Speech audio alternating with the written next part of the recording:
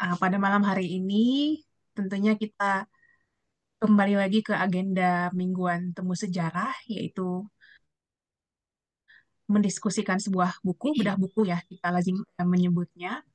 Kali ini tentunya sangat spesial karena masih nuansa kemerdekaan, jadi buku yang akan kita bedah juga kurang lebih itu masih berhubungan sama nuansa kemerdekaan juga, khususnya tokoh kemerdekaan. Uh, Sebagaimana kita ketahui, teman-teman juga mungkin sudah melihat pamfletnya sebelumnya.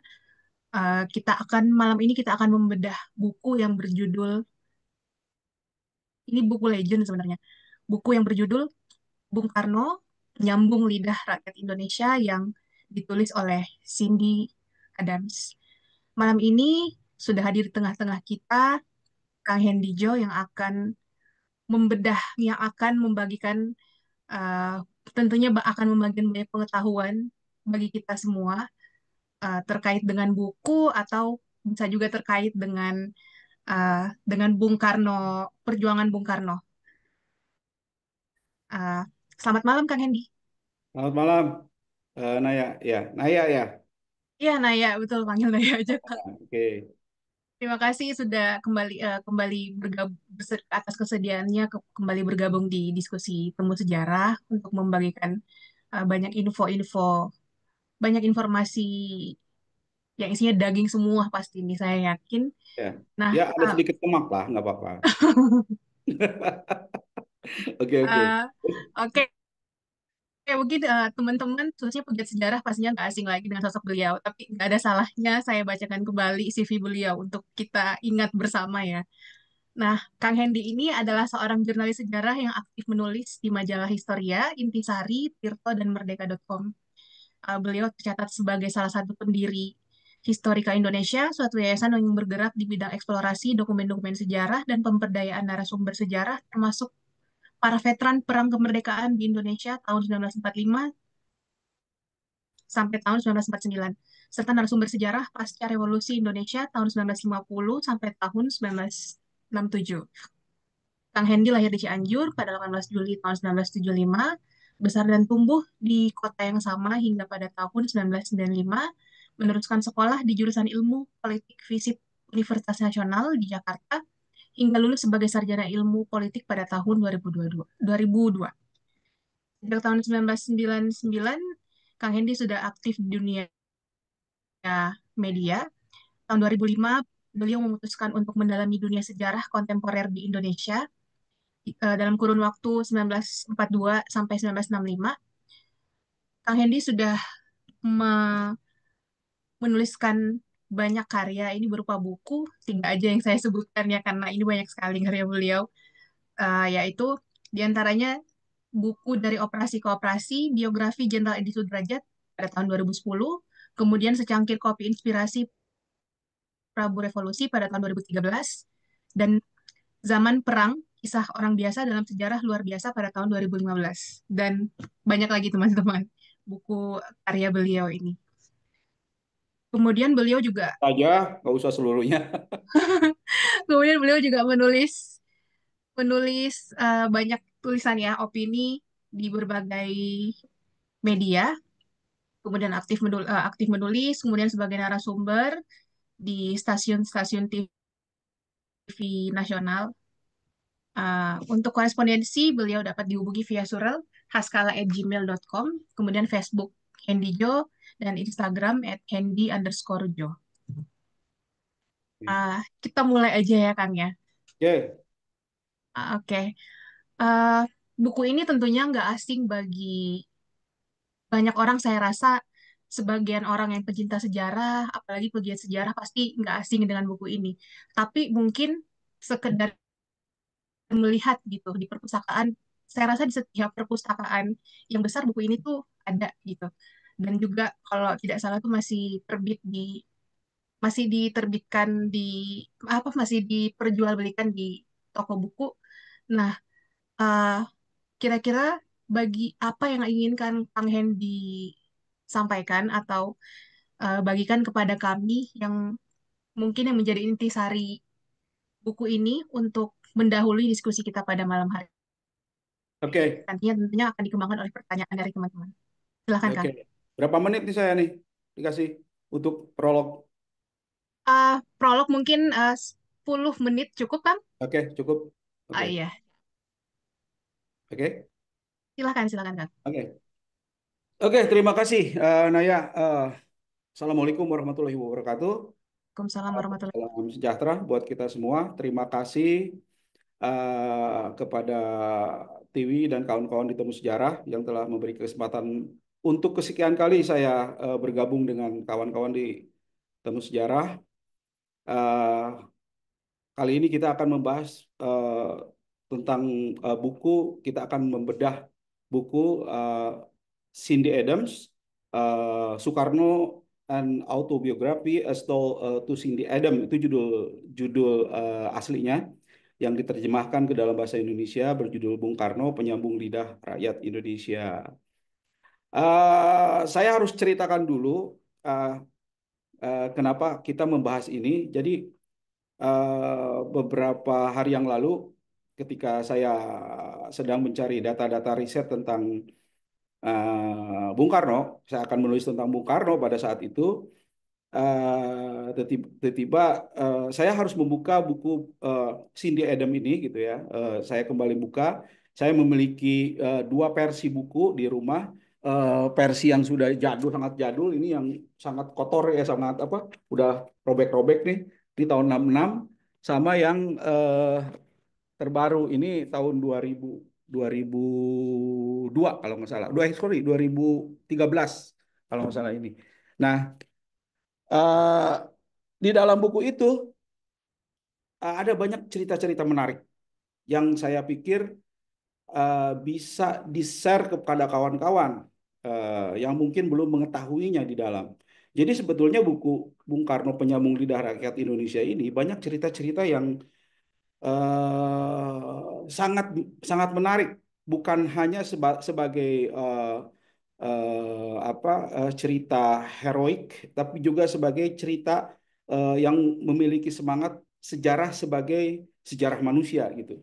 Jadi banyak hal-hal yang mungkin harus diketahui terkait dengan pribadi Bung Karno dan kisah-kisah revolusioner yang pernah dia alami.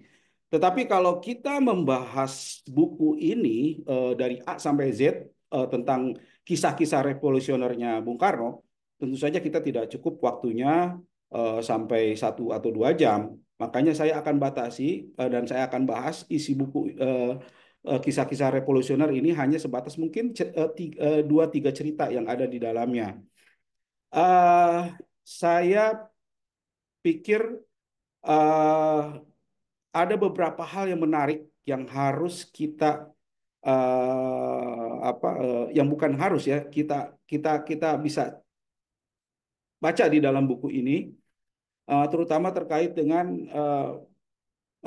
pribadi Bung Karno sendiri, yang di dalamnya ini sebenarnya buku-buku penyambung lidah rakyat Indonesia ini, eh, buku biografi ini sangat Soekarno banget gitu. Maksudnya sangat Soekarno banget itu banyak hal-hal yang terkait dengan kehebatan Soekarno di situ. Jadi biografi ini memang sangat subjektif ya, namanya juga autobiografi ya, pasti subjektif, tetapi di sini juga kita melihat ego Soekarno seperti apa gitu kan, dan beberapa hal yang terkait dengan kejadian-kejadian besar yang pernah dialami oleh Indonesia atau ketika zaman Hindia Belanda yang terkait dengan kehidupan Bung Karno, terutama di zaman perjuangan beliau di awal-awal. Seperti keterlibatan Bung Karno ketika dia mengatakan di dalam bukunya itu pernah mengorganisir sekitar ratusan para pelacur di Bandung untuk ikut melakukan aksi-aksi yang terkait dengan anti kolonial di Bandung. Ini sangat menarik karena beberapa waktu kemudian, jauh setelah setelah kejadian itu yang diklaim oleh Bung Karno, dan 3 tahun setelah buku ini terbit pada 1 bulan setelah peristiwa G30S, itu tepatnya mungkin sekitar November ya, November ini terbit. Lalu 3 tahun kemudian buku ini banyak eh, mendapatkan respon yang beraneka ragam, terutama terkait dengan bekas kawan-kawan Soekarno ya di zaman dulu dan juga apa orang-orang yang dulu pernah pernah satu perjuangan dengan Soekarno. Jadi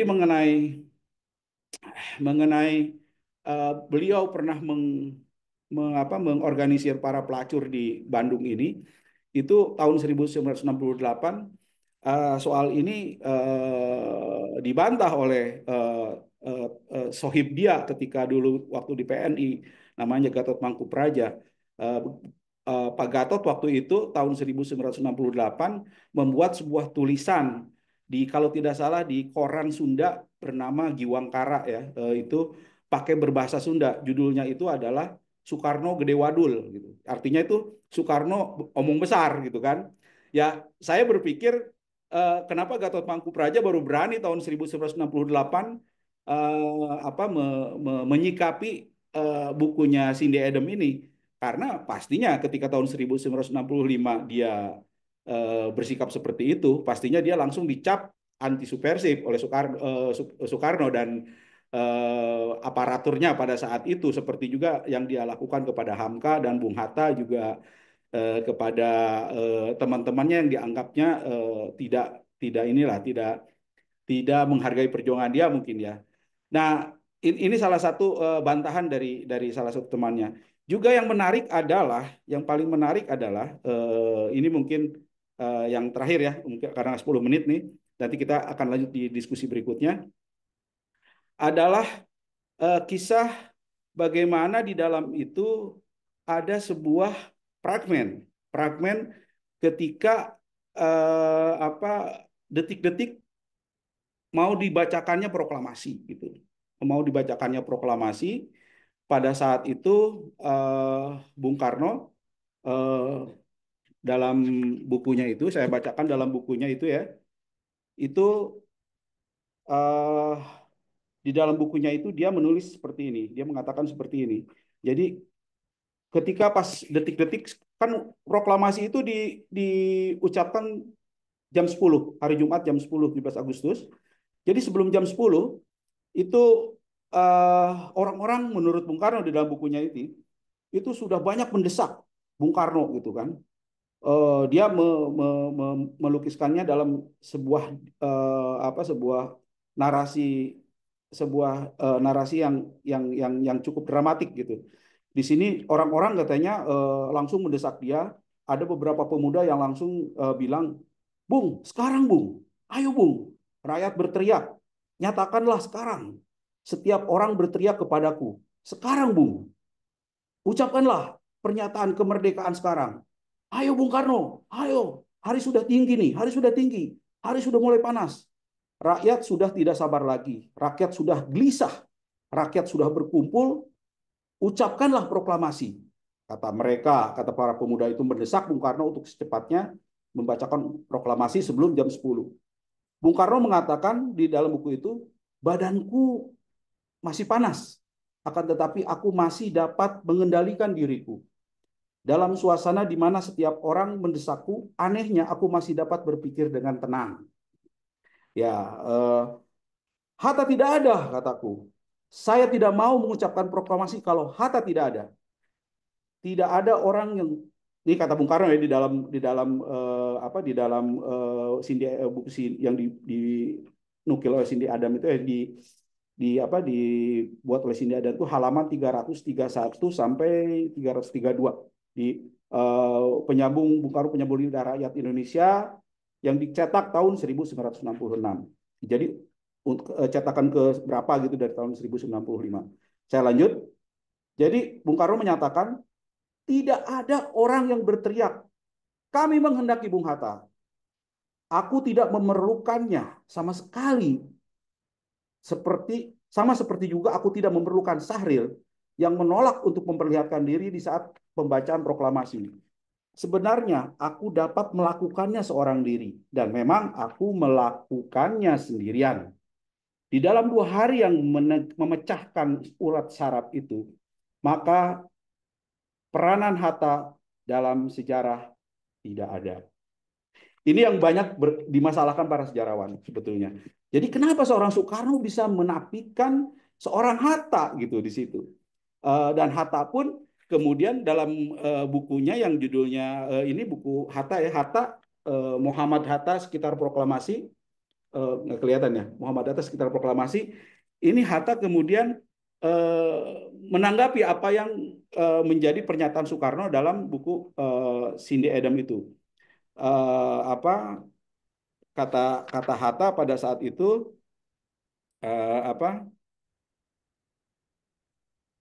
dia merasa geli dengan apa yang dikatakan oleh Soekarno. Kata dia, apa yang dikatakan oleh Soekarno itu sangat mengada-ngada. Dia tahu bahwa kebiasaan saya itu datang tepat waktu, kata dia. Nggak mungkin dia itu sampai berteriak-teriak seperti itu.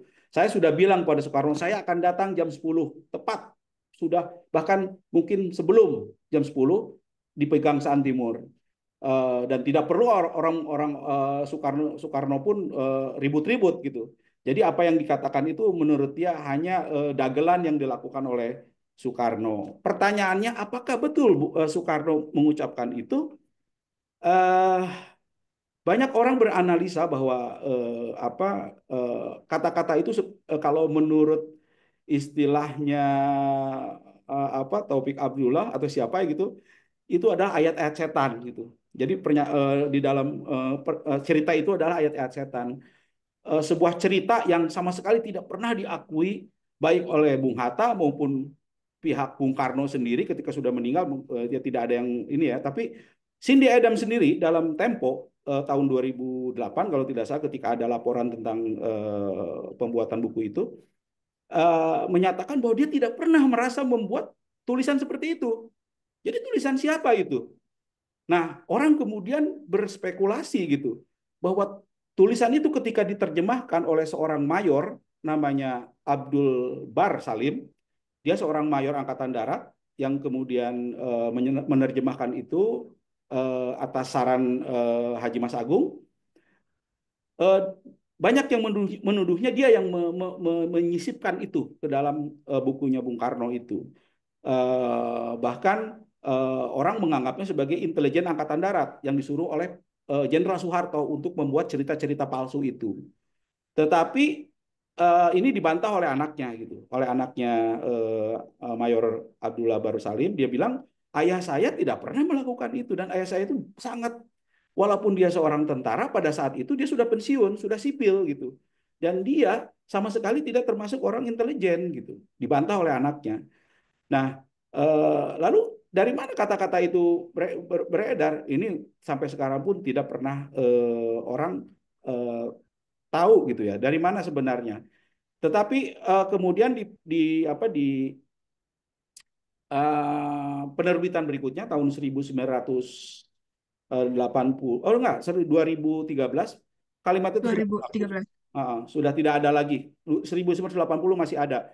Dan itu yang menyebabkan Hatta merasa geli gitu dengan itu. Jadi Hatta itu berpikir bahwa itu adalah buatan Soekarno gitu. Saya sendiri secara pribadi, saya merasa bahwa sebenci-bencinya Soekarno terhadap Hatta, pastinya dia tetap akan menghargai peran Hatta gitu ya. Itu diceritakan oleh Mas Tok Guntur Soekarno Putra ketika pada suatu malam Soekarno kalau nggak tahun 1964 gitu ya, satu tahun sebelum terjadi G30S, Presiden Soekarno pulang dengan marah-marah sampai menggebrak meja. Apa pasal yang membuat dia menggebrak meja? Soekarno curhat kepada anaknya, Mas To, Guntur Soekarno Putra, bahwa dia sangat marah dengan perilaku Aidit yang yang menghilangkan nama Soekarno ketika membacakan teks proklamasi. Jadi atas nama bangsa Indonesia, Soekarno, Hattanya tidak dibahas gitu. Itu marahnya bukan main. Tetapi yang saya aneh, kenapa Bung Karno tidak marah di situ aja, marahnya kok Guntur gitu kan? Jadi Soekarno berkata kepada Guntur, saya sering berbeda pendapat dengan Hatta dan saya jedah dengan Hatta itu kadang-kadang adu kepala batu gitu, sama-sama kepala batu dalam soal pendapat. Tetapi menghilangkan nama Hatta dalam proklamasi itu tidak mungkin saya maafkan. Itu sebagai sebuah hal yang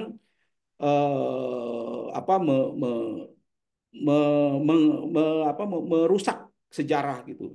Saya tidak bisa membenarkan apa yang dilakukan oleh pimpinan PKI itu. Itu kata Soekarno kepada Mas Tok gitu ya. Nah, di lain pihak Hatta juga seperti itu sikapnya kepada Soekarno. Orang-orang ini walaupun saling bermusuhan, tetapi ketika pada tahun 1957 Hatta berkunjung ke Amerika gitu, dan kemudian dia ketika di bandara di Amerika dia dikerubuti oleh wartawan-wartawan dan memberikan pertanyaan-pertanyaan yang sifatnya provokatif supaya Bung Hatta mengkritik Soekarno. Apa yang dilakukan Hatta? Hatta tidak pernah langsung mentang-mentang di luar negeri atau dia karena dia tidak setuju dengan pendapat Soekarno lalu dia mengatakan hal-hal buruk tentang pemerintah Soekarno. Dia hanya ketika dia dipancing oleh seorang wartawan, dia hanya bilang begini, Soekarno ini banyak hal yang jelek tentang Soekarno, tetapi sejelek-jelek Soekarno dia ada presiden saya. Kamu jangan memprovokasi saya untuk mengucapkan hal jelek di sini untuk Soekarno, buat Soekarno. Ini ini memang unik ya, tapi itulah saling penghargaan antara Soekarno dengan Hatta gitu. Jadi hal-hal seperti ini yang sebenarnya kita juga bisa sebagai orang yang sangat gandrung terhadap sejarah, pecinta sejarah, itu makanya kalau kita membaca Bung Karno penyambung lidah rakyat ini, kita bisa melengkapi dengan berbagai buku-buku lain gitu. Tidak tidak hanya harus buku itu saja. Jadi salah satunya bukunya Bung Hatta ini gitu kan, yang judulnya Sekitar Proklamasi. Ini bagus, tipis bukunya dan bahasanya juga enak. Terus ada juga bukunya ini Willem Otman. Ini orang sangat bersahabat dengan Bung Karno, wartawan Belanda yang tadinya akan menulis biografi Bung Karno sebelum Cindy Adem gitu. Tapi entah bagaimana dia tidak pernah mengajukan proposal, mungkin jadi tidak pernah apa dilakukan gitu ya. Terus ada juga buku yang menarik dan sangat gamblang terkait Soekarno. Saya suka buku ini. Ini karya Lambert Gibbels. Uh, Judulnya Soekarno, biografi 1901-1905. Ini sangat bagus buku ini karena melengkapi apa yang yang tidak ada di dalam bukunya autobiografinya Bung Karno. Ini juga yang dibuat oleh sejarawan Rusia ya, Kapitsa Maletin, Soekarno biografi. Ini bagaimana Soekarno dalam perspektif orang-orang Uni Soviet. Ini bagus nih.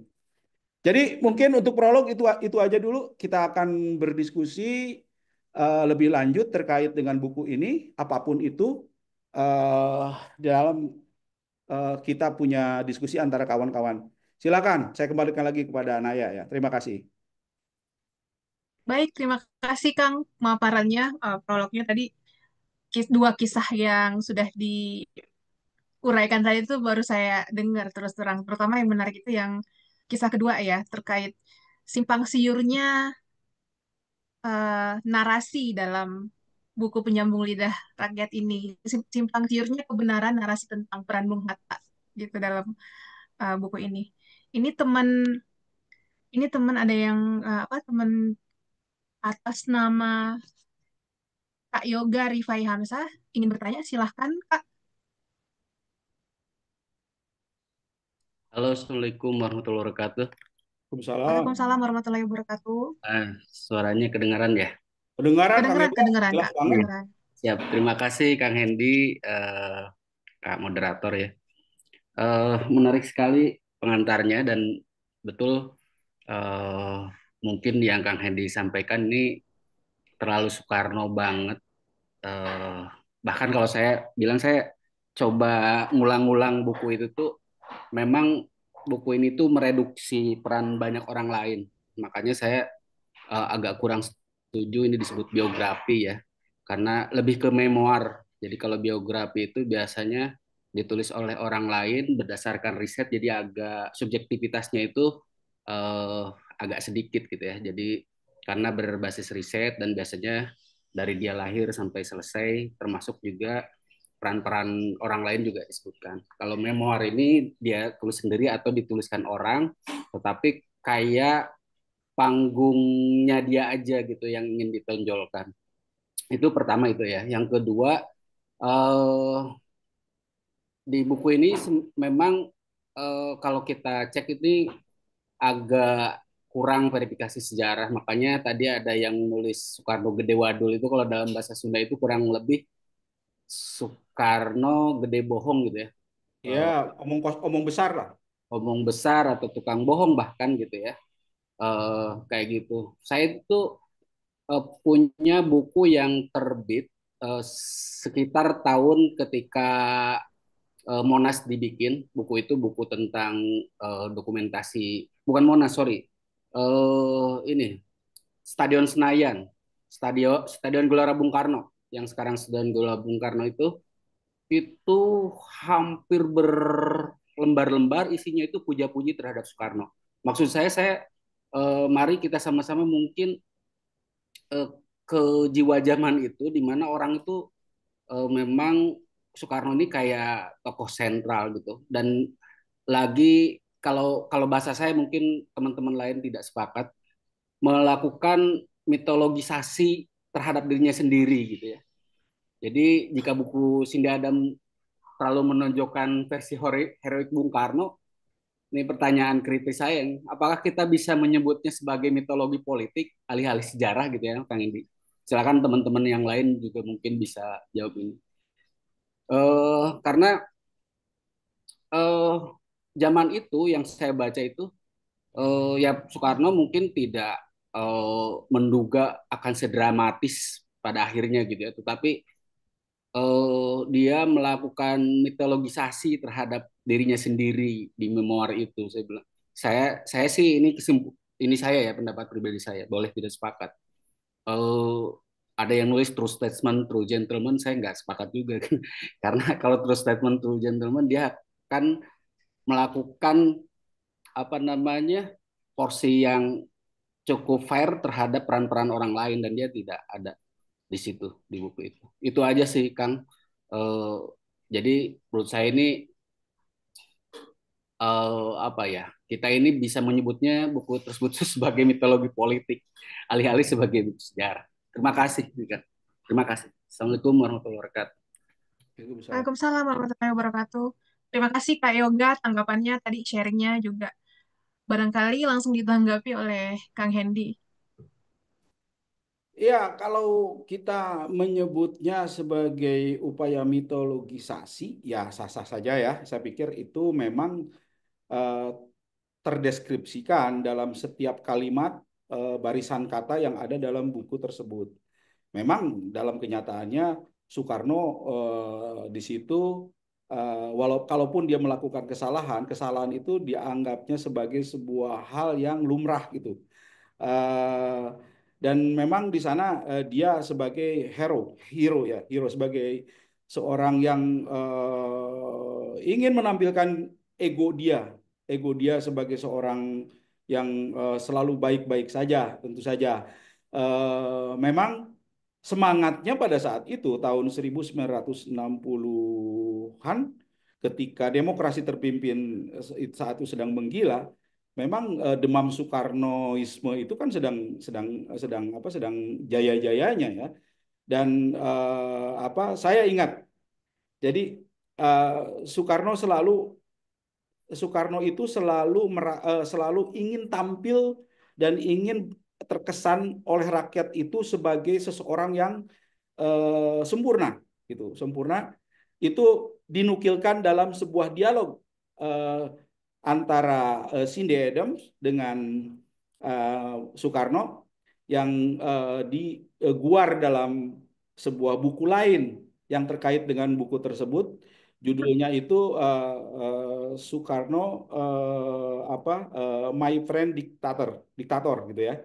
Eh, jadi itu adalah behind the scene dari wawancara antara Cindy Adam dengan Soekarno yang tidak dimuat di dalam bukunya Soekarno itu. Pasti tidak dimuat karena kan itu terkait dengan Cindy Adam. Jadi itu ketika ada sebuah cerita ketika Cindy Adam mengatakan bertanya kepada Soekarno, Bung, Bapak gitu, Bapak memanggilnya, Bapak, apa yang menyebabkan Bapak selalu berpenampilan seperti seorang militer dengan pici yang selalu tidak lepas dan tongkat komando dan segala macam? Apa yang membuat Bapak berpenampilan seperti itu? Jawab Soekarno apa? Kata dia, rakyatku memerlukan orang yang sangat dipercaya. Rakyatku ingin selalu melihat pimpinannya itu ada dalam situasi yang eh, bisa membuat mereka itu percaya diri untuk menjadi orang Indonesia. Makanya saya berpenampilan seperti itu adalah untuk membuat mereka senang, gitu, untuk membuat mereka percaya diri sebagai orang Indonesia, gitu kan. Jadi seorang Soekarno sangat paham dengan keinginan bangsa Indonesia pada saat itu, gitu kan. Walau pada saat itu krisis di mana-mana, kelaparan juga sangat mengganggu, Indonesia ada dalam jurang keterpurukan, resesi. Tetapi ketika itu semua bisa diobati dengan segala hal yang berbau heroisme, yang berbau kegagahan, gitu ya. Soekarno sangat paham psikologis orang Indonesia. Makanya walaupun situasinya susah, tetapi kalau kita melihat masa-masa tahun 60-an, semangat tetap ada, tetap membara. Ini yang sebenarnya ingin ditampilkan oleh seorang Soekarno dari dia berusaha untuk berpenampilan sempurna di depan rakyatnya. Ya bisa disebut propaganda politik, ya betul gitu kan. Dan jangan lupa, kalau Anda membaca laporan Tempo terkait dengan buku Sandy Adam ini, putra-putri Bung Karno dan keturunannya sampai sekarang itu mempelajari Soekarno, mempelajari pribadi Soekarno dan mengenal Soekarno itu hanya dari buku itu. Bayangkan kalau kalau itu tidak apa dari sisi kritis ya. Mungkin wajar kalau misalnya sekarang Bu Mega dan apa dan keluarga besarnya itu sama sekali melihat Soekarno ini sebagai seorang bapak yang mungkin mirip-mirip ke dewa gitu ya. Ya wajar karena mereka melihatnya dari satu kacamata. Dari yang lain, makanya saya sarankan kepada kawan-kawan, kalau memang kawan-kawan bukan seorang Soekarnois, silahkan kawan-kawan membaca buku-buku lain. Kecuali kalau Anda mengklaim sebagai seorang Soekarnois. Itu sudah harga mati dan memang itu sifatnya ideologis gitu ya. Kita tidak bisa menyalahkan. Tetapi kalau Anda ingin belajar sejarah, Anda ingin melihat sejarah dalam berbagai perspektif, dalam berbagai kacamata, maka Anda tidak dengan cukup satu buku. Baca buku yang juga melihat Soekarno sebagai seorang manusia biasa. Mungkin itu Kang Yoga yang saya ingin sampaikan. Terima kasih. Terima kasih Kang Hendy. Terima kasih. Sedikit ini ya, Soekarno itu kayak pionir branding politik pertama di Indonesia saya lihat.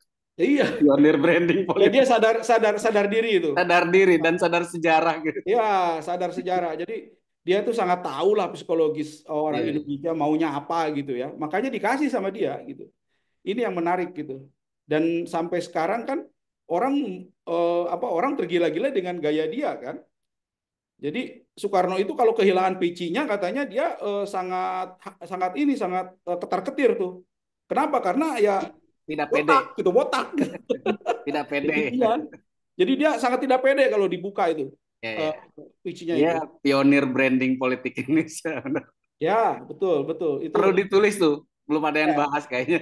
ya, itu untuk buku-buku marketing politik mungkin bisa. Iya, iya, iya. Ntar aku tulis deh. Sip. Ya, so. Terima kasih Kak Yoga atas tanggapannya. Punten, Ini ada kasih Kang Yoga. Kak Yasmin. Halo Teh, punten sedikit aja. Tadi karena Kang Yoga menyinggung statement saya, bukan statement, komentar saya. Betul, punten saya ralat. Tadi saya maksudnya true just statement and gentleman tuh Hatta saat menanggapi Soekarno. Oke, Cuman oke. memang salah saya, itunya Ah, saya Oke, oke. plural. siap-siap. Oke, Harusnya oke. singular. Nuhun. Oke. Oke, silahkan Kak Yasmin. Udah dari tadi raise hand. Silahkan ada yang ingin ditanyakan Ya, terima atau kasih ya ditanggapi. sebelumnya bagi Kak Isna, Teh Isnaya dan Kang Hendy. Nah, saya ini sebenarnya ingin menyampaikan pendapat saja tentang Bung Karno ini, berhubung saya ini waktu SD ya, waktu SD itu sangat sangat menggandrungi, sangat apa ya, sangat ngefans lah sama Bung Karno. Sampai-sampai saya itu pengen banget jadi presiden kayak beliau. Tapi setelah saya menginjak di kelas 8 SMP, setelah mendengar tentang Tan Malaka, itu saya itu jadi kayak turun respect gitu. Soalnya ini katanya sih kalau misalkan Tan Malaka ini kan di kan pernah ditembak mati ya sama sama Dada Sukoco kalau nggak salah ya. Soalnya Tan Malaka ini berbeda pendapat dengan Soekarno dan Hatta. Nah, jadi saya ini kayak di mengurungkan, dan juga Sultan Syahrir juga yang dipenjara waktu waktu kepemimpinan Soekarno karena beliau ini juga berseberangan juga dengan Soekarno. Nah, dan juga saya ini makin makin makin kayak apa ya, makin gak serk lagi setelah hmm, tahu tentang Suhoki. Nah, Suhoki ini kayak ketua, kalau nggak salah ya, ketua ketua kami ya, Kesatuan Mahasiswa, Persatuan Aksi Mahasiswa Indonesia kalau nggak salah namanya. Nah, jadi pernah Hmm. tuh ya, pernah diceritain juga kalau misalkan di bukunya catatan seorang demonstran atau di buku lainnya, saya itu pernah baca banyak, itu pernah em, makan kulit, ketemu orang makan kulit mangga, habis itu eh habis itu orang makan kulit mangga, dan ya dikasih duit kan sama Sohoki ini. Nah, terus Sohoki merasa kalau misalkan di istana dua kilometer dari tempat dia tempat dia ada di situ, itu Soekarno lagi sedang makan-makan sama istri-istri cantiknya gitu. Nah, seperti itu. Terima kasih. Terima kasih atas tanggapannya.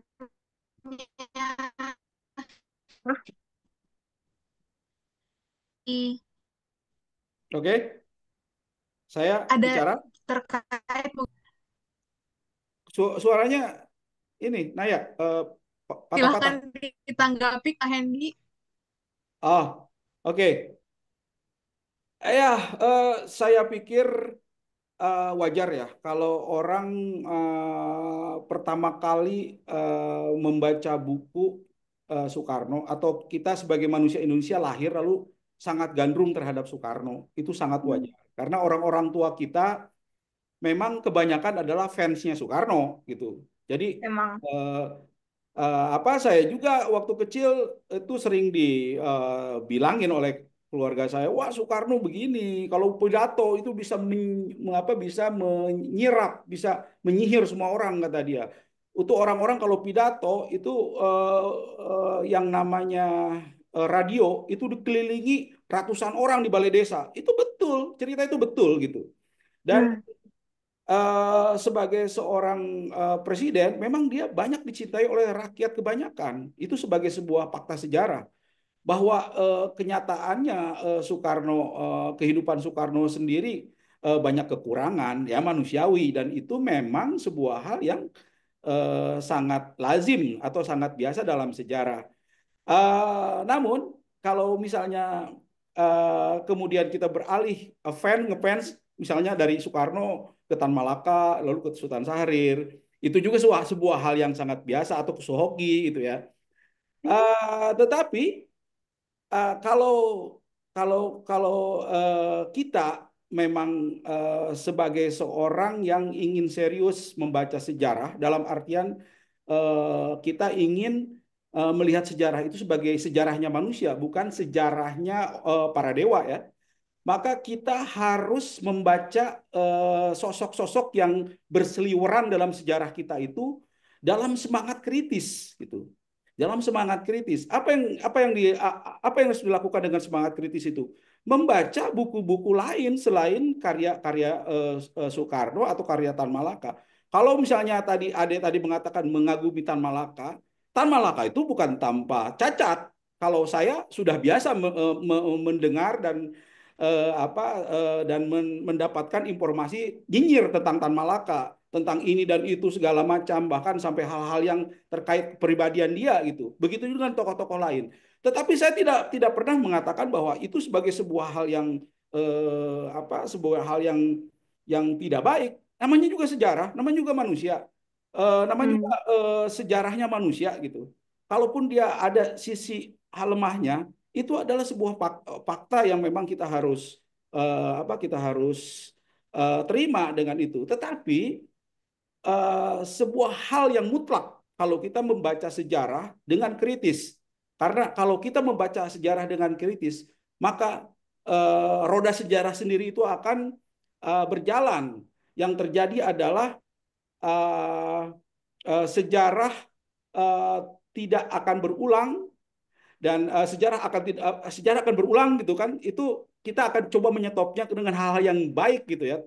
Dan sejarah milik penguasa itu adalah salah satu bentuk karena ketidakmampuan kita kritis terhadap sejarah. Makanya banyak kata-kata sejarah itu adalah milik penguasa. Sejarah itu digerakkan oleh penguasa, tergantung orang yang berkuasa. Nah, ini yang menurut saya harus dilawan dengan berbagai cara supaya sejarah itu bukan hanya milik penguasa, tetapi juga milik kita semua. Caranya adalah kita harus mempelajari sejarah secara kritis gitu. Itu cara, tidak ada cara lain selain itu. Terima kasih. Baik, Makasih, terima gimana Kak kasih. Yasmin? Ya, baik, terima kasih. Dan juga saya ini pengen melemparkan, bukannya melemparkan pertanyaan, cuma itu tadi ada yang menyinggung soal Marhaenisme dan Trisakti di kolom chat. Tentang Bung Karno menggagas Marhanisme dan Trisakti ya? Ya, Iya.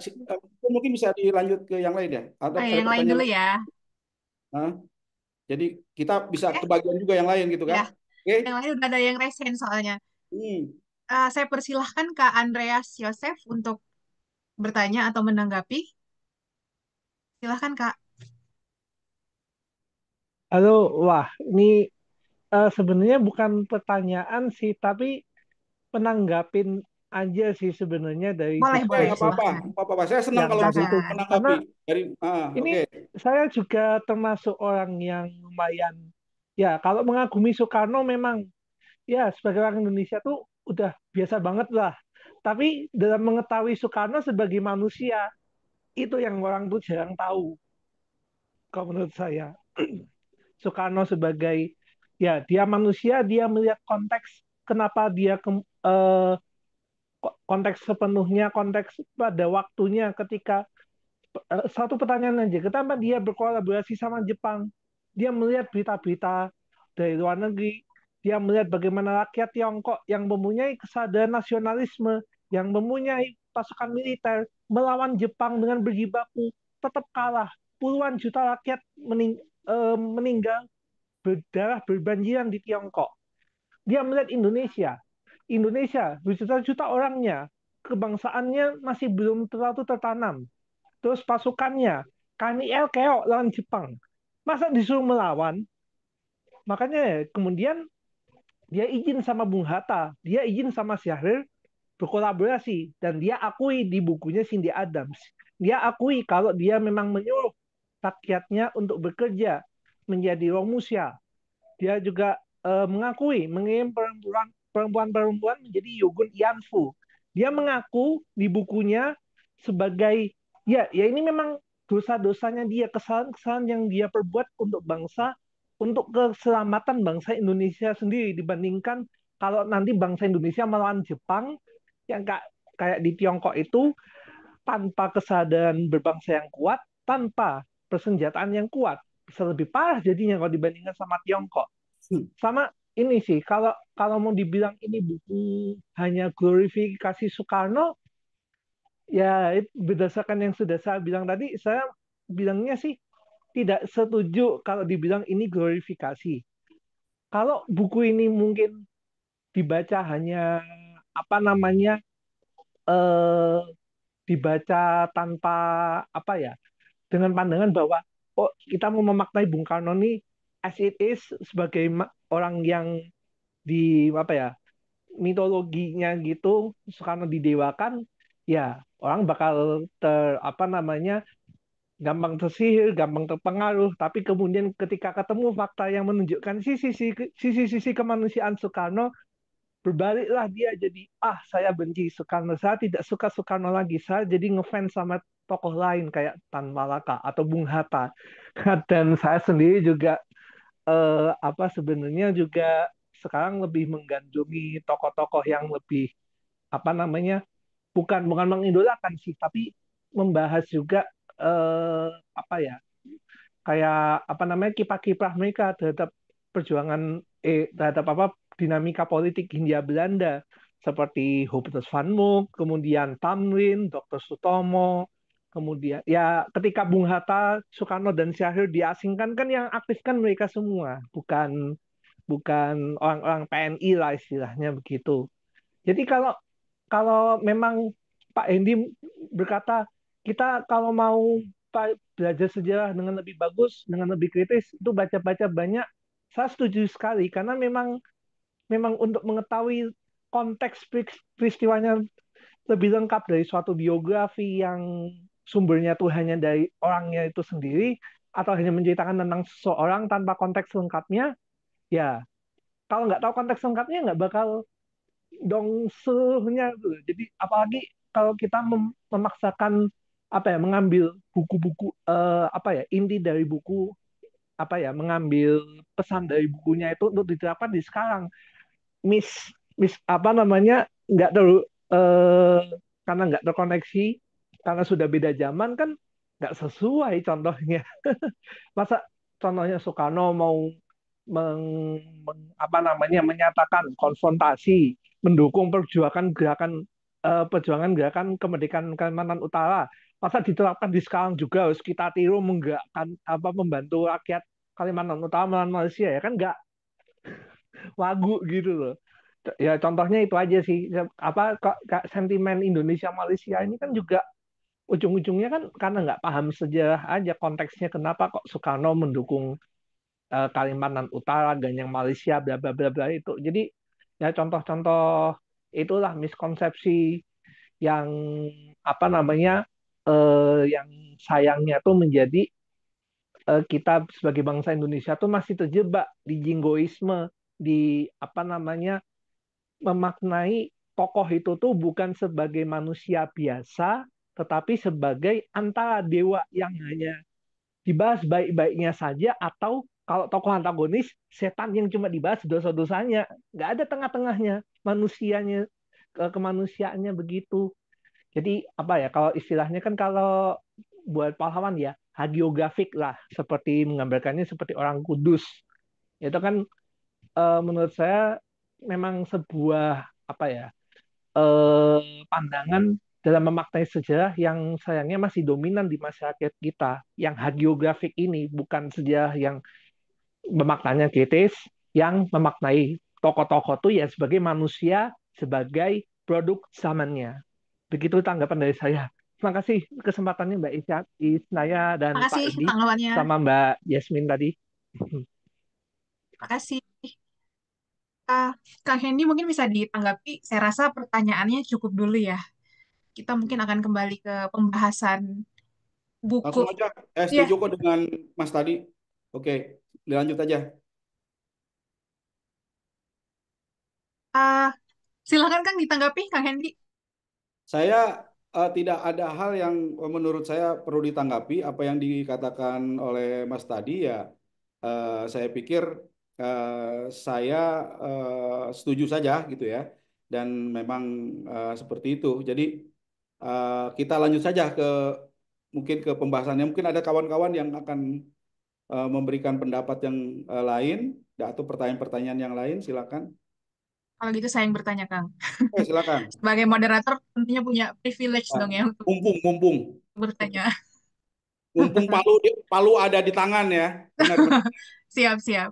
Eh, Kang, ini kan bukunya pertama kali diterbitkan tahun 1966 ya? 65. Oh, 65. Justru berarti setelah Oh, setelah November 65. setelah G30S, berarti proses penulisannya itu, pertanyaan saya, berapa lama, dimulai pada tahun kapan? Karena mengingat pada tahun-tahun itu kan nama Bung Karno ini sangat diagung-agungkan, didewakan, apalagi kan beliau bisa dibilang jadi center kekuasaan sendiri nih pada tahun itu. Mungkin juga buku ini penulisan buku ini banyak dipengaruhi oleh keharuman nama beliau pada saat itu, dan memang tidak bisa dipungkiri gitu, kayak beliau memang bahkan mungkin jadi orang yang paling dikagumi lah di Indonesia. Jadi kayak menurut saya kita nggak terlalu heran kalau misalnya buku ini mengandung kepercayaan kepercayaan diri beliau yang berlebihan begitu. Dan silakan ditanggapi Kang, Oke. pertanyaan saya. Eh, sebelum saya menjawab itu, saya akan mencoba mengupas siapa Cindy Adam.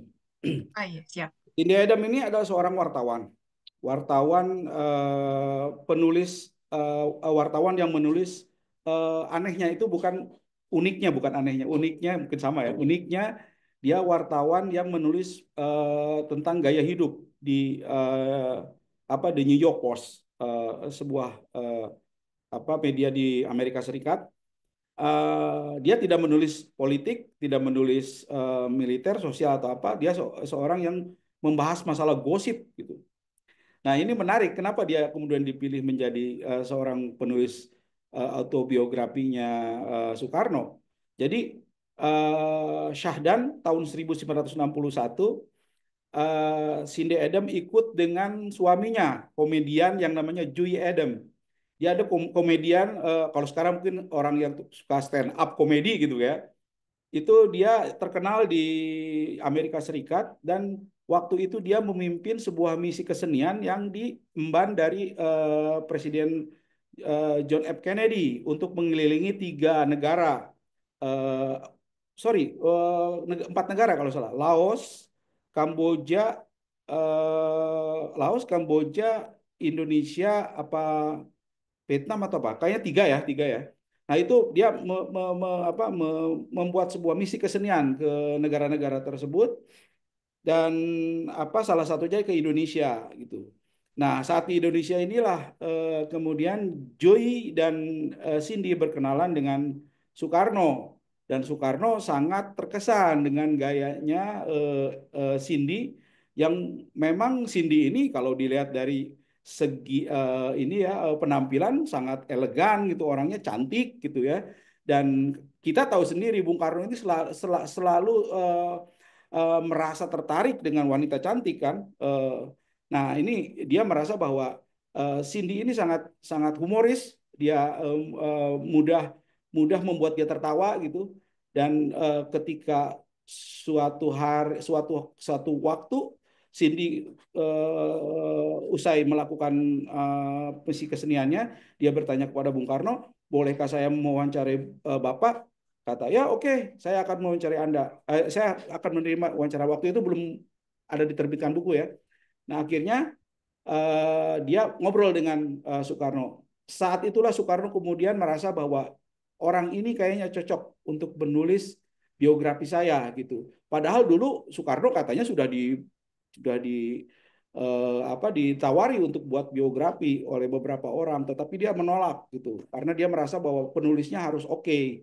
Nah, Cindy Adam ini kemudian menurut pengakuan Cindy Adam, pada suatu hari di tahun 1963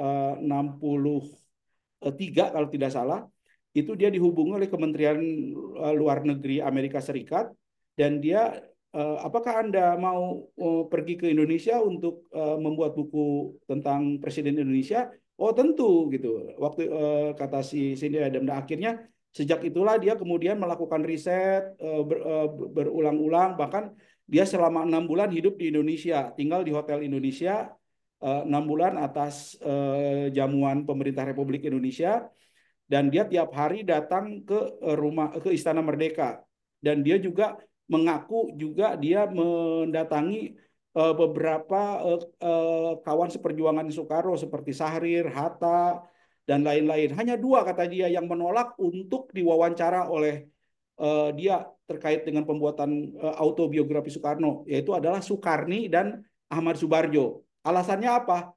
Oh, 2 orang itu mencurigai bahwa Cindy adalah seorang agen CIA gitu. Jadi anggapan bahwa Cindy adalah agen CIA itu sudah waktu itu sudah sangat kencang juga di kalangan orang-orang terdekatnya Bung Karno. Jadi sebagian orang merasa bahwa Soekarno kemasukan lagi agensi CIA setelah pertama kan dia pernah kemasukan agensi CIA yang namanya Pet Pet Pet Rice ya, Pet Rice namanya itu agensi IA yang mengaku sebagai mahasiswi yang sedang belajar tentang kebudayaan Indonesia, kebudayaan Jawa yang bertemu di Mesir, yang dia minta untuk difasilitasi, lalu Bung Karno karena melihat kecantikannya yang luar biasa, lalu menyilahkan Pet untuk tinggal di istana dia, gitu di Istana Merdeka. Dan dia kemudian menjadi kakak bagi adik-adiknya, bagi anak-anaknya Soekarno. Sampai suatu kali Soekarno pernah, kalau Anda baca buku dalam bukunya Mas Guntur ya, Guntur Soekarno Putra terkait dengan kehidupan dia Soekarno itu, Soekarno ayahku atau siapa judulnya saya lupa, tapi di dalam itu ada suatu cerita menarik ketika Soekarno minta izin kepada, bukan minta izin sih, dia minta pendapat kepada Guntur yang saat itu sudah kuliah di ITB kan. Tok, Mas Tok, bagaimana kalau kalau dia jadi istriku gitu kan?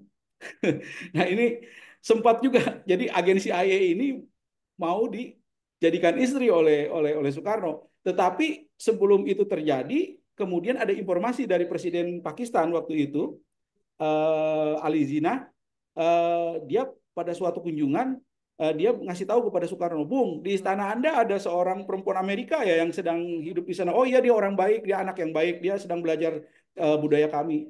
Dalam catatan kami, dia itu agensi IA, Bung, kata Ali Jinnah. Jadi Anda harus hati-hati terhadap dia. Wah, kaget Soekarno. Langsung kemudian dia minta kepada Cakrabirawa untuk memeriksa perempuan itu, dan ternyata kemudian perempuan itu terbukti sebagai agensi IA karena dia sering berhubungan dengan orang-orang lain. Kalau kalau ketika di apa diselidiki oleh Badan Pusat Intelijen gitu ya, yang dipimpin Pak Subandrio pada saat itu. Jadi Cindy Adam ini banyak orang pada saat itu yang menganggap bahwa dia itu adalah seorang agensi IA yang mencoba untuk memetakan keinginan Soekarno dan memata-matai situasi yang ada di sekitar istana dan Indonesia pada umumnya. Apakah benar dia seorang agensi IA? Tentu saja Cindy Adam dalam sebuah wawancara dia menafikan itu, dia membantah itu, dan dia mengatakan bahwa apa yang apa terserah orang untuk bicara apapun tentang itu, saya tidak ambil pusing, silakan saja. Yang jelas saya pernah membuat buku tentang seseorang yang sangat penting di dunia ini. Dia bilang gitu. Naya. Boleh sudut Makasih Kak. pandang lain Kak? Sebentar ya Pak. Sebentar ya Kak. Eh, ini ada teman yang ingin bertanya lagi. Tadi saya nggak lagi yang duluan yang mana. Saya persilahkan Pak Rahmat Nugraha. Silahkan Kak. Baik, terima kasih Kang Hendy, Teh Isnaya, dan kawan-kawan semua. Sedikit menanggapi tadi sebelumnya sih sebetulnya, tapi agak nyambung juga dengan penjelasan Kang Hendy barusan. Mungkin begini, sosok Soekarno ini menjadi besar karena sejarah selalu mencatat manusia-manusia yang memenangkan sejarahnya. Mungkin itu dulu.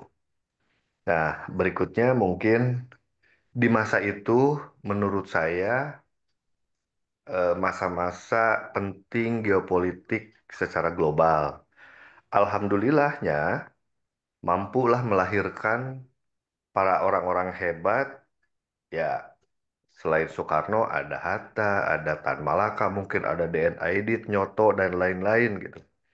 Tapi besarnya mereka, lahirnya mereka, kita kembali lagi kepada proses dari mana mereka lahir. Nah, ada Soekarno dengan kosannya di Hos Cokro Aminoto, ada Hatta dengan blok Eropanya dan segala macam. Akhirnya membentuk pribadi-pribadi yang hebat dengan intelektual yang cukup tinggi. Nah, kenapa juga disebut Dwi Fungsi ya? Yang satu di lahir dan besar di negaranya sendiri, satu lagi lahir dan besar di Eropa. Dua ini akhirnya bersatu menjadi para pemikir-pemikir hebat. Soekarno memanfaatkan kehebatannya itu dengan corong Hatta untuk bisa bergaul di dunia internasional, kan begitu ya.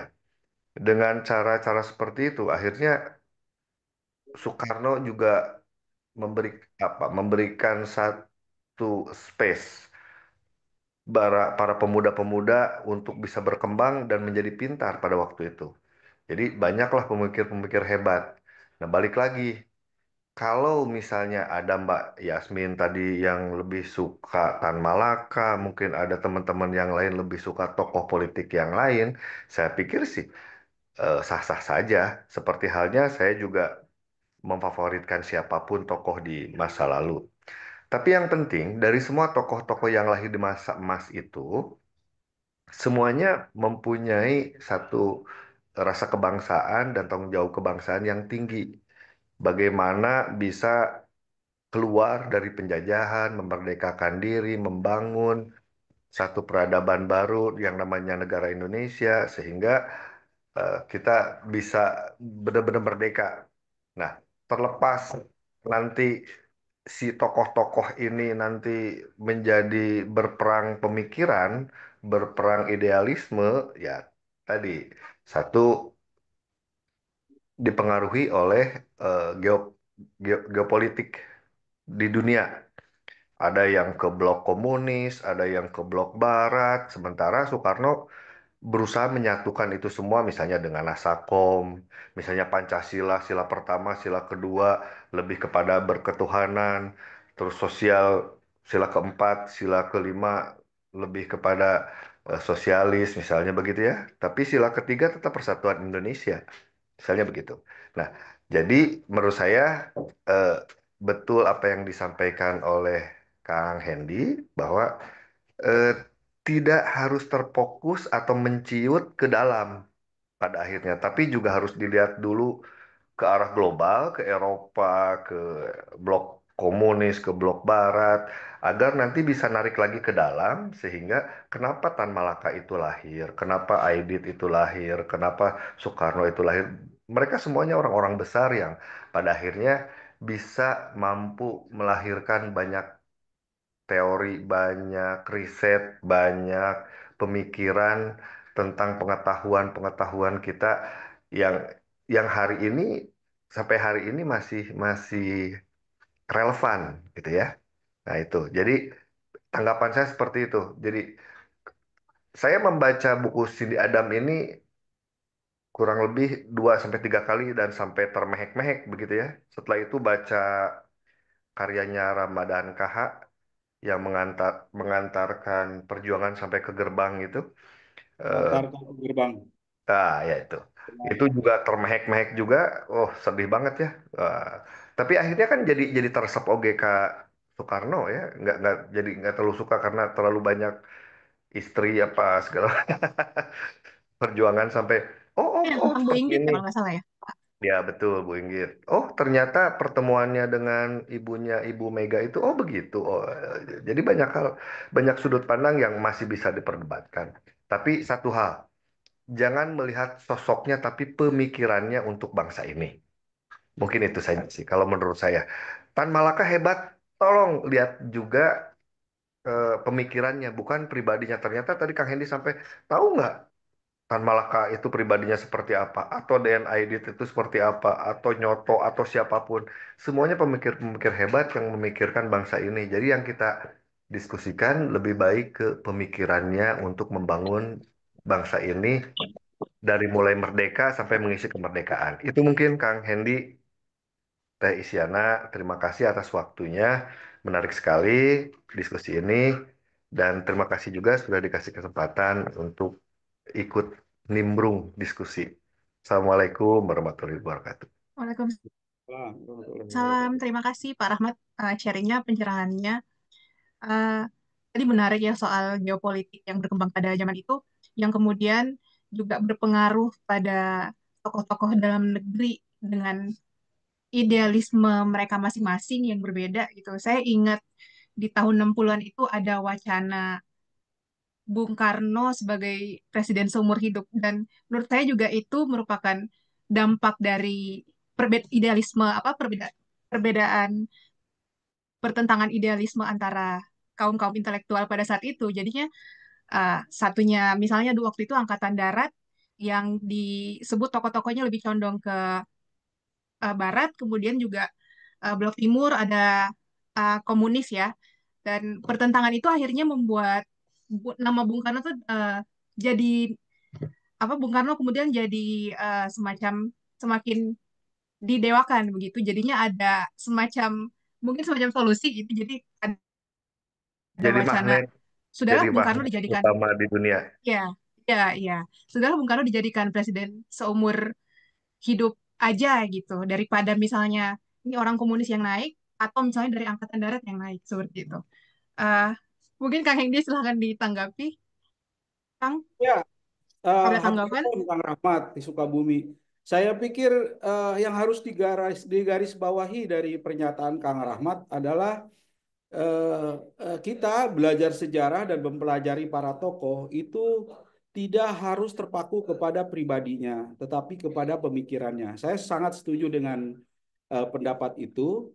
Dan kalau kita mempelajari sejarah, kita pasti yang namanya belajar itu pasti kan belajar yang baik-baik gitu kan, mengambil hikmah yang baik-baiknya dan membuang yang jelek-jeleknya, bukan sebaliknya, yang jelek-jeleknya diambil, yang baik-baiknya dibuang gitu kan. Nah, juga demikian dengan kita dengan mempelajari para tokoh, kita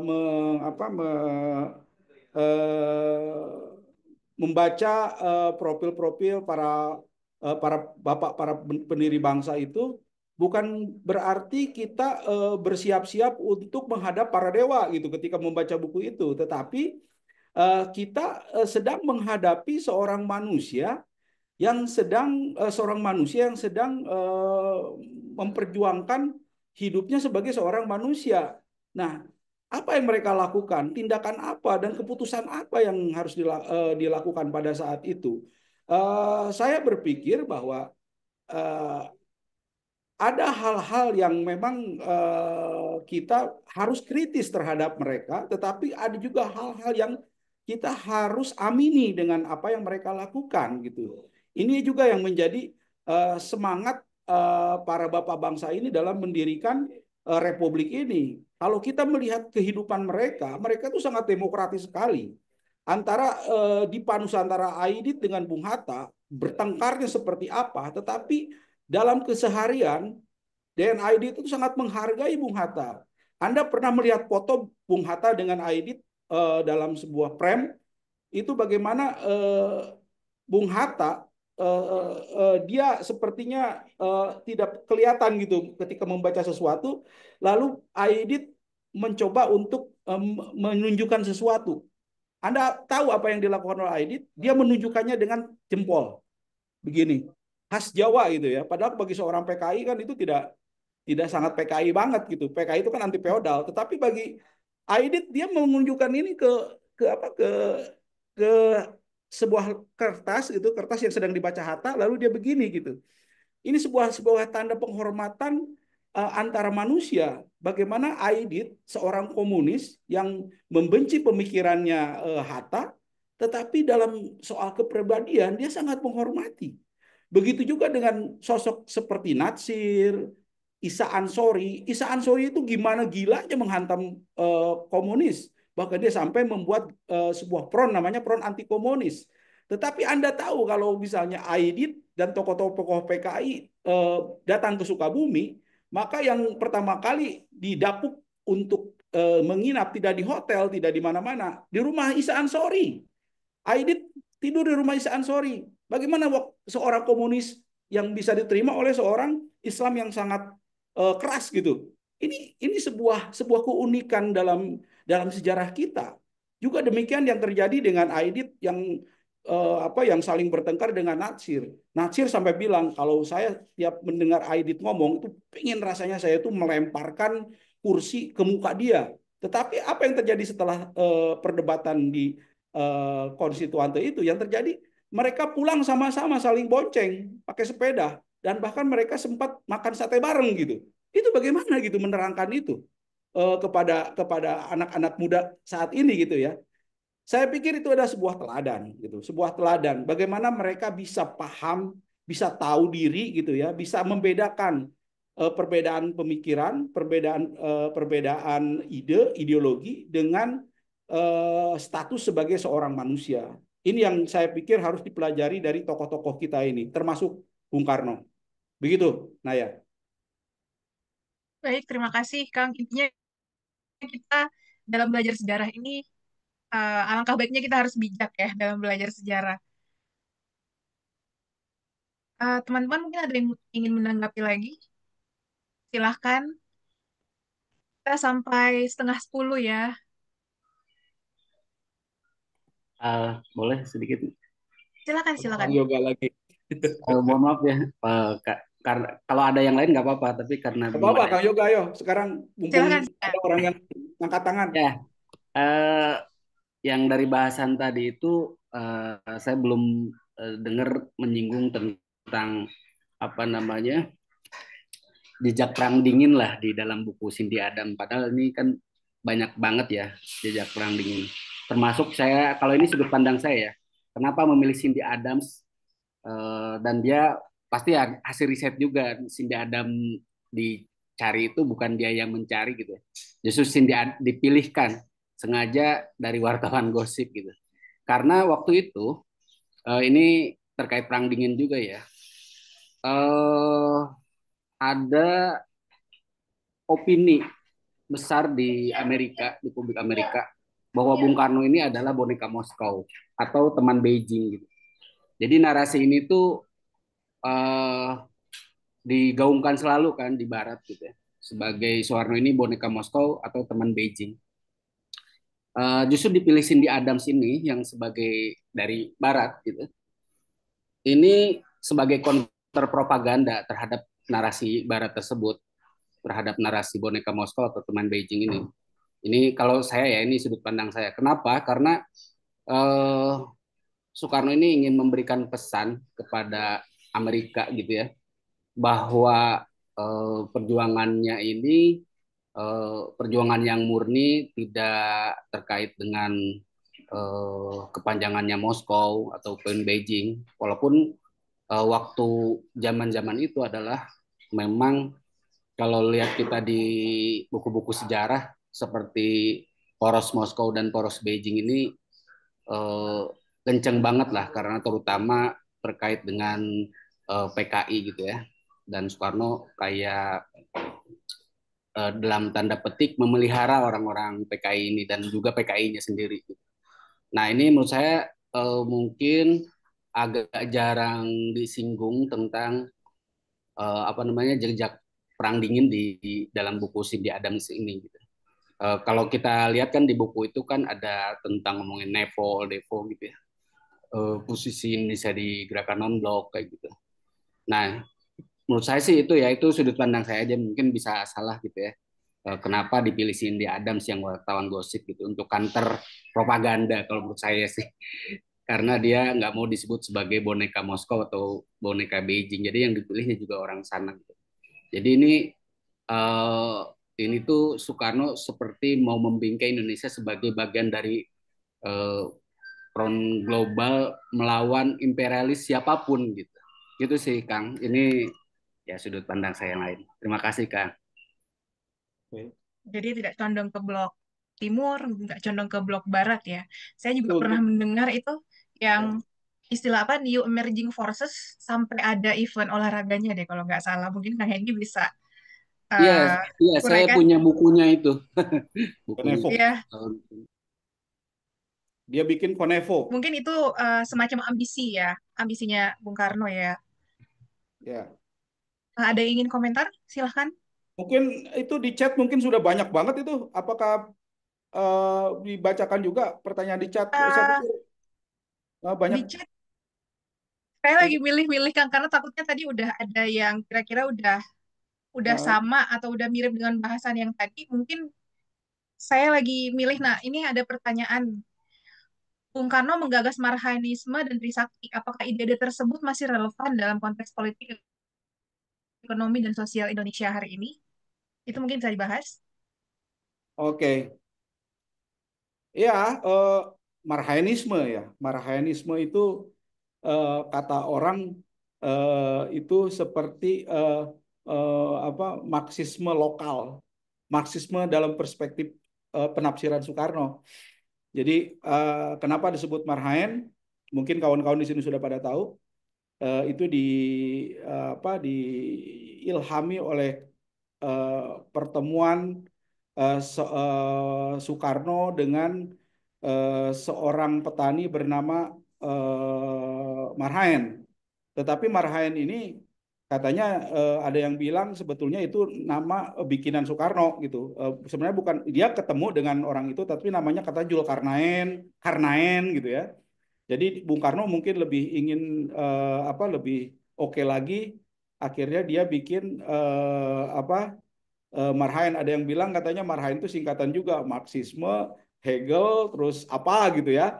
Nah itu eh, orang bisa apa namanya cocokologi lah dengan itu. Tetapi dalam buku Cindy Adam ini diceritakan juga tentang Marhaenisme itu. Jadi dia bertemu dengan seorang petani yang ternyata dia bisa hidup dengan apa yang melekat dalam dirinya. Dia bisa menjadi pribadi yang sangat mandiri gitu, dengan dia punya cangkul sendiri, dengan punya sawah sendiri, dimakan sendiri, tidak pernah dijual. Dan ini yang kemudian semangat ini yang harus ditanamkan oleh orang-orang Indonesia terkait itu, menurut Bung Karno gitu kan. Makanya ada semangat Marhaenisme. Juga kalau soal Trisakti, Trisakti juga terkait dengan kemandirian ya, kemandirian di bidang politik, ekonomi dan budaya. Ini juga menjadi suatu hal yang sebenarnya sampai saat ini harusnya relevan, masih relevan gitu, bahwa bangsa Indonesia memang sebagai sebuah bangsa, kita harus, walaupun kita sebagai manusia pastinya harus berhubungan dengan manusia lain, dengan negara lain, ada kerjasama, tetapi di lain pihak kita harus jangan kehilangan prinsip terkait soal-soal kemanusiaan dan harkat derajat bangsa gitu. Nah, apakah itu sudah kemudian diadopsi atau sudah diteruskan oleh kekuasaan berikutnya setelah Bung Karno? Kita bisa membaca sejarah tentunya dari mulai Pak Harto sampai saat ini, sampai zamannya Pak Prabowo. Apakah itu sudah sesuai atau tidak gitu kan?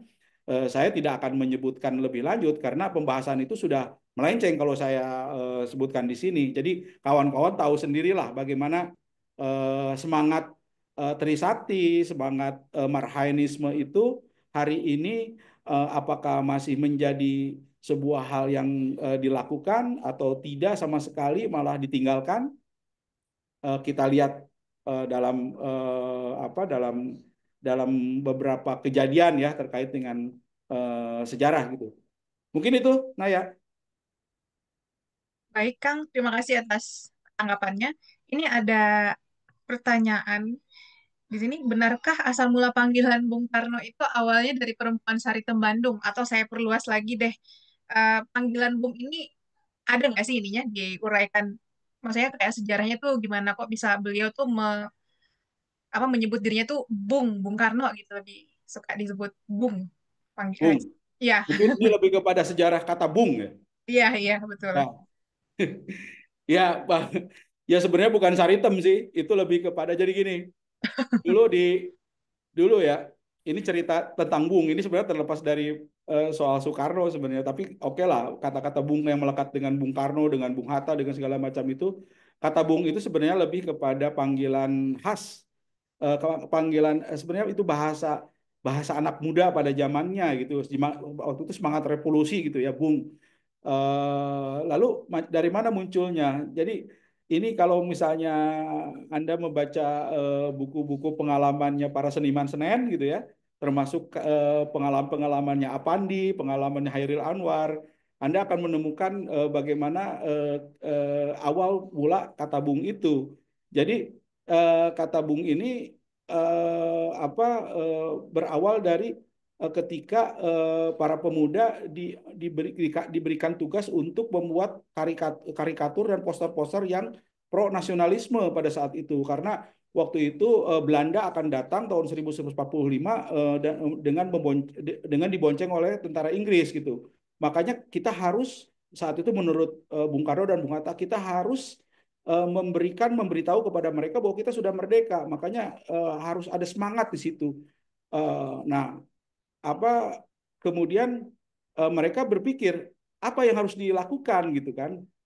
Nah, akhirnya ini nih kita berjuang, merdeka, ayo, ayo kita ini kan merdeka. Nah, tiba-tiba eh, apa ya kira-kira panggilan khas nasionalistik gitu yang kata kata Apandi pada saat itu, yang melukis pada saat itu, Apandi pelukis ya, bilang kepada temannya gitu, kira-kira apa nih yang ininya. Tiba-tiba lagi berpikir begitu, Hairil Anwar datang tiba-tiba, sudah Bung saja, katanya gitu kan. Dan tahu nggak Bung itu panggilan siapa? Panggilan khas para pelacur Senen untuk memanggil langsung, Oh, gitu kan. Jadi Anda pasar bisa hitam ya. membayangkan, Anda bisa membayangkan bagaimana jadi dari kegelapan kegelapan stasiun Senen gitu, terdengar kata-kata yang sangat halus dari kegelapan. Bung, ayo Bung, Bung, ayo Bung. Itu panggilan kode gitu. Yang memang untuk meminta kepada para lelaki hidung belang untuk menerima ajakan mereka. Memang tidak salah tadi kata-kata, tapi bukan di Bandung, bukan Saritem, tapi itu adalah panggilan yang ada awalnya itu dari para PSK dari Pasar Senen gitu. Nah, akhirnya itu dijadikan panggilan oleh Hairil. Mungkin Hairil sering main ke Senen gitu ya. Jadi saat itulah kemudian kata-kata Bung itu merebak kemana-mana. Bung menjadi kata yang sangat nasionalistik. Ya tidak apa-apa sih, nggak ada masalah gitu dengan sebutan seperti itu, baik-baik saja. Jadi itu yang namanya eh, pemutihan maksud gitu ya, pemutihan istilah. Ya nggak ada masalah gitu. Kalau misalnya itu awalnya dari PSK lalu kemudian menjadi sebutan yang khas dalam sejarah perjuangan kemerdekaan Indonesia. Bahkan sampai sekarang saya sendiri sering manggil teman saya itu Bung, ya nggak apa-apa, emang kenapa gitu. Jadi itulah sejarahnya gitu. Dan itu memang tercatat dalam beberapa buku sejarah gitu.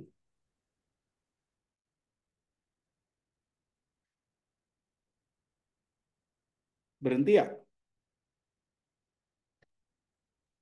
Jadi ini, freeze. Dupris ya? Enggak sih, nyimak aja. Nggak, ini bukan ini apa Sinyal, nah sinyal. berhenti ya? Aman Kang, udah aman. Aman, aman, aman. Aman ya? Saya Aman. Oke. Tuh Tadi Aman terdengar. kok. sempat sebentar. Tempat saya juga aman. membeku tadi. Masih dengar Kang Hendy dari tadi. Nge-freeze ya tadi. Oke, oke, oke, Oke. oke. Begitu mungkin. Saya nanggap Silakan semuanya lanjut. kok. Tadi sudah dijelaskan tuh sejarah panggilan Bung, saya baru tahu juga. Hmm, Intinya ya, lebih Mungkin sih. semangat ya kalau dipanggil Wah. Bung sampai ada di lirik lagu, Mari Bung rebut kembali. ya.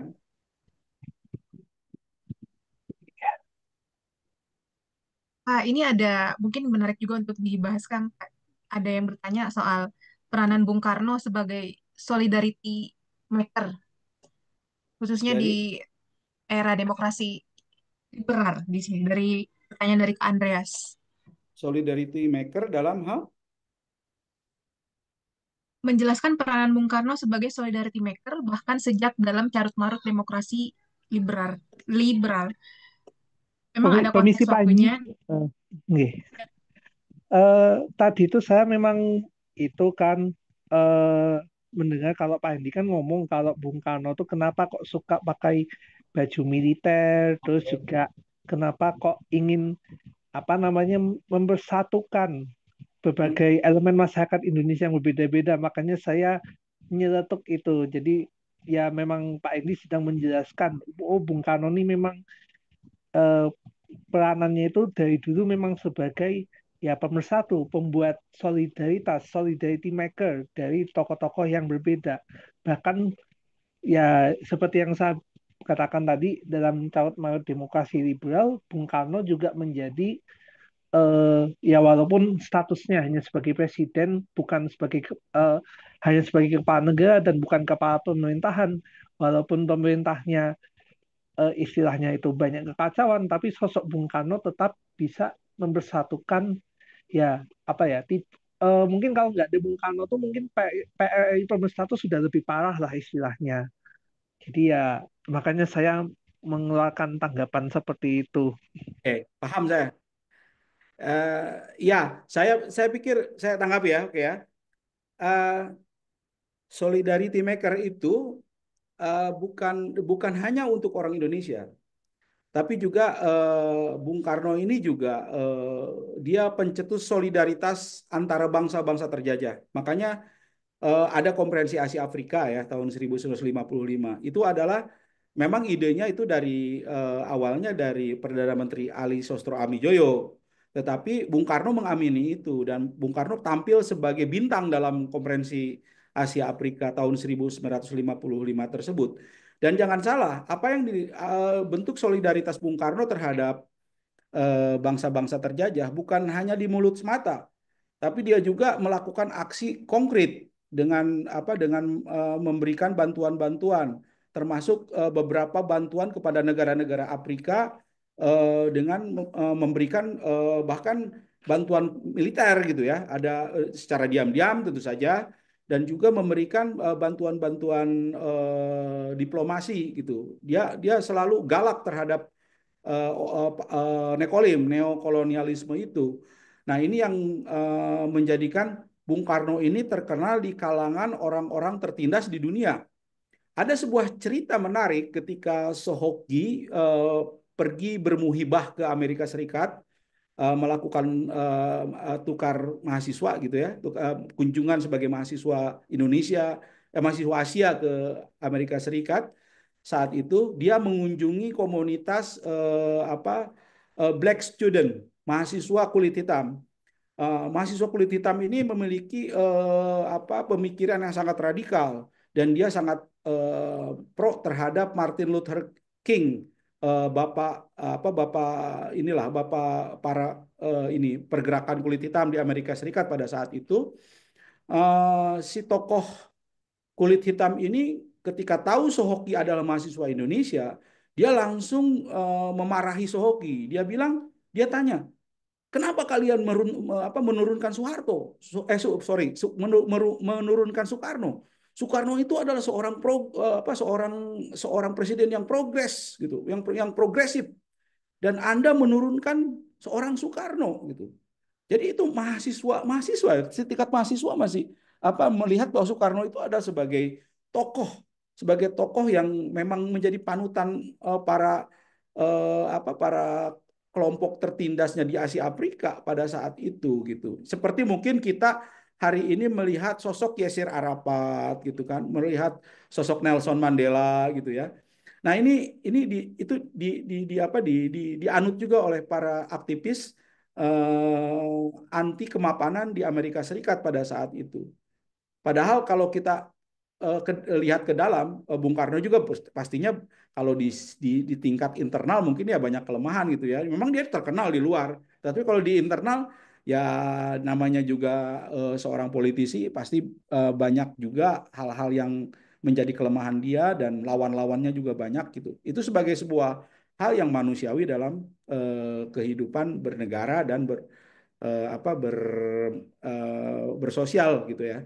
Nah, ini dalam sejarah pun merupakan sebuah hal yang lazim, hal seperti itu tidak usah dipermasalahkan. Demikian mungkin yang terkait dengan solidaritas. Cukup ya. Terima kasih atas tanggapannya, Kang Hendy.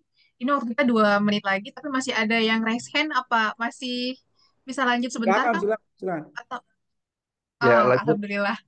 lanjut sebentar. Silahkan, Kak. Oke, tadi disampaikan pertarungan blok barat dan komunis dan segala macam memang geopolitik waktu itu sedang seperti itu dan Soekarno memanfaatkan posisinya itu selalu bagus gitu ya, positioningnya selalu bagus, selalu berada di tengah, tidak memihak ke kiri, tidak memihak ke kanan begitu. Sehingga jadi magnet geopolitik global begitu ya.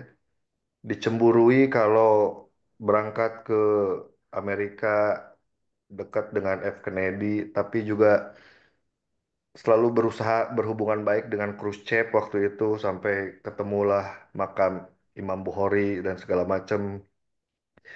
Terus eh, dia memanfaatkan situasi yang baik tadi sampai di bahasan terakhir, bagaimana perjuangan dia di masa penjajahan Jepang, ikut Romusa segala macam.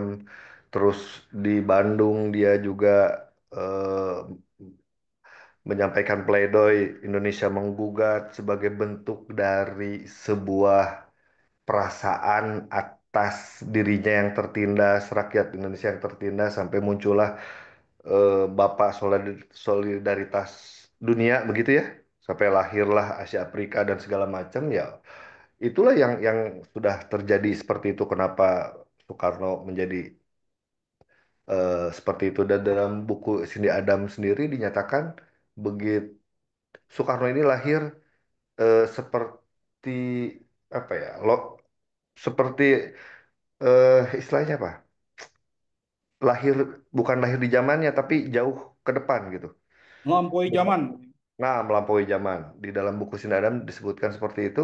eh Ya, itu tadi. Jadi pemikirannya sudah jauh ke depan, tapi tidak dijadikan untuk menjajah bangsa-bangsa lain, justru malah eh, merangkul negara-negara tertindas tadi, merangkul eh, menyatukannya di dalam konferensi Asia Afrika dan segala macam. Dan berikutnya tadi mengenai apakah teori-teori Marhaenisme ini masih relevan? Ah, menurut saya sih masih relevan. Hanya modifikasi saja karena zamannya berubah. Ya, tentunya eh, disesuaikan dengan zamannya. Misalnya untuk kaum pedagang, untuk kaum eh, diberikan subsidi-subsidi lewat pembiayaan-pembiayaan murah. Untuk kaum karyawan yang penghasilan rendahan misalnya dikasih eh, fasilitas pembiayaan perumahan bersubsidi, masih cukup, masih masih pro rakyat lah. Terus Prabowo menarik lagi jaminan uang ekspor dari luar negeri untuk ditempatkan di bank dalam negeri untuk pembentukan dana-dana antara segala macam, masih cukup relevan. Cuma gaya dan caranya berbeda disesuaikan dengan zamannya. Nah, tadi terima kasih juga terakhir untuk hiburan tadi, hiburan pengetahuannya terkait istilah bung tadi. Saya baru pertama kali tuh dengar. Luar biasa ya. Terima kasih Kang Hendy. Itu aja sih ingin menanggapi. Terima kasih. Oke. Terima kasih, Kak. Mau ditanggapi dulu, Kang Hendy? Eh, Mungkin lanjut aja. Saya pikir saya tidak ada hal yang apa tidak disetujui. Setuju saja dengan Akang tadi gitu ya. Oke, yang lain mungkin selesaikan aja deh, Silahkan. kalau belum Ya, ada, silahkan. belum semuanya biar Eh, bisa kebagian, kasihan kan. boleh ya, Kang ya? Boleh, Oh Boleh iya, ya. boleh, silakan. baik, Sampai terima mau lebih kasih. jam setengah 10 juga nggak apa-apa. Silahkan, Kak David. Ya, baik, terima kasih. Menarik sekali tadi Ada pembahasan overtime ini. tentang sejarah Bung. Saya sebenarnya kepo itu Bung Karno yang dulu awalnya di awal-awal revolusi itu sangat revolusioner dengan mempopulerkan panggilan Bung itu lah. Tapi di masa-masa akhir kok sudah pakai gelar Paduka Mulia dan lain-lain. Terus saya pernah tahu Iya. di Istana Negara itu ada Bung Karno sungkeman, maksudnya Bung Karno disungkemi, pokoknya istana sentris lah. Lah, itu kronologinya seperti apa? Iya, Barangkali bisa iya. dijelaskan. Terima kasih. Oke. Iya, Mau eh, ditanggapi. ya, ya menarik ya terkait dengan itu. Eh Hatta pernah cerita gitu ya. Hatta pernah cerita dalam sebuah bukunya. Kalau tidak salah dalam demokrasi kita juga di karya dia diceritakan judulnya Demokrasi Kita. Itu eh, dia mengatakan bahwa Soekarno di tahun 1930-an hingga tahun 1950 dia adalah betul-betul seorang pemimpin rakyat dan kita memberikan hormat kepadanya, kata Bung Hatta. Tetapi ketika dia sudah terjatuh kepada demokrasi terpimpin, dia tak lebih dari seorang diktator. Gitu. Nah, mungkin dari kata-kata Bung Hatta ini kita bisa menilai, bisa memberikan sebuah pemandangan terkait dengan perkembangan yang terjadi dengan seorang Soekarno pada saat itu. Memang yang namanya kekuasaan itu melenakan ya, gitu. Kita mungkin di awal-awal kekuasaan kita akan berusaha untuk mengaplikasikan, membumikan apa yang menjadikan cita-cita ideal-ideal kita itu akan coba diaplikasikan. Tetapi yang namanya hidup tentunya tidak semudah itu, gitu kan. Akhirnya dalam perjalanan berikutnya yang terjadi kemudian ini yang kadang-kadang memang selalu menjadi problem bagi para penguasa gitu ya. Para penguasa itu tidak pernah sadar terhadap apa yang menjadi cita-cita semula gitu. Apalagi di kanan kirinya ada para pembisik, ada para pemuja, ada para orang-orang yang tidak henti-hentinya memperlakukan dia layaknya seorang raja yang yang harus dilayani dan segala macam, yang dia pasti memiliki kepentingan politik tertentu. Maka yang terjadi adalah kemudian secara tidak sadar dan sadar dia menghidupkan ide-ide yang dulu dia tentang. Bung Karno itu seorang demokratik gitu ya. Awalnya pada seorang demokratik, dia sangat anti feodal. Dalam suatu pidatonya saya lupa di mana, tapi dia menyebutkan sebuah kata-kata yang tidak pernah saya lupa karena ibu saya sering ibu saya itu sering mengulang-ulang pidato dia itu. Saya punya gelar Raden, saya hapus, kata dia. Saya tidak lagi memakai Raden. Jadi di depan nama saya ada nama Raden, saya hapus. Apa indikasi dari situ? Itu menandakan bahwa Soekarno adalah seorang anti feodal, ya kan? Yang membuat bangsa ini terjajah kan feodalisme gitu kan. Nah, tapi kemudian kenapa tiba-tiba kemudian Bung Karno terjebak dalam feodalisme gitu ketika di akhir-akhir itu, ketika dia secara sadar dia membiarkan orang memanggilnya Paduka Yang Mulia, terus tuanku segala macam gitu kan, yang sifatnya itu sangat feodal. Inilah sejarah. Sejarah kadang-kadang tidak sesuai dengan apa yang kita inginkan gitu.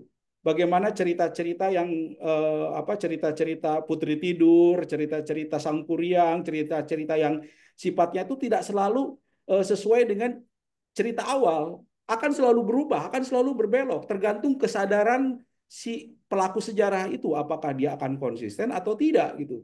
Bung Karno dalam hal ini dia menurut saya dia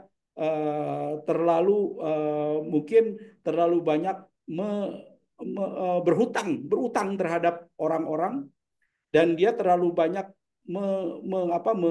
terlalu berambisi untuk membumikan apa yang dia menjadi ideal-ideal dia.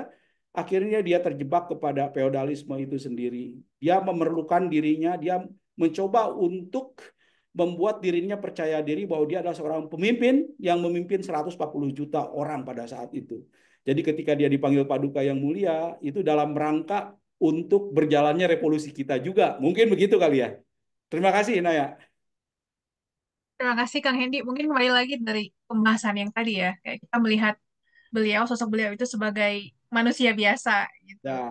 yang bisa mabuk dengan kekuasaan, bisa terlena dengan kekuasaan, bisa mendengar bisikan dari kanan kiri gitu. Manusiawi gitu. Pahlawan kita juga manusia biasa. Ya, Pahlawan itu bukan nabi gitu ya. tetapi ketika seorang pemimpin yang memimpin ratusan juta orang itu lebih menekankan kepada kemanusiawiannya, maka yang terjadi rakyat pun ikut menderita gitu. Jadi benar kata Iwan Fals, diperlukan manusia setengah dewa untuk jadi pemimpin itu. Untuk jadi pemimpin. Itu tidak bisa kita nafikan. Makanya kalau orang-orang itu ya, kalau orang-orang benar gitu ya, kalau dipilih jadi pemimpin itu nangis. Seperti dalam kisah-kisah klasik di sejarah-sejarah Islam.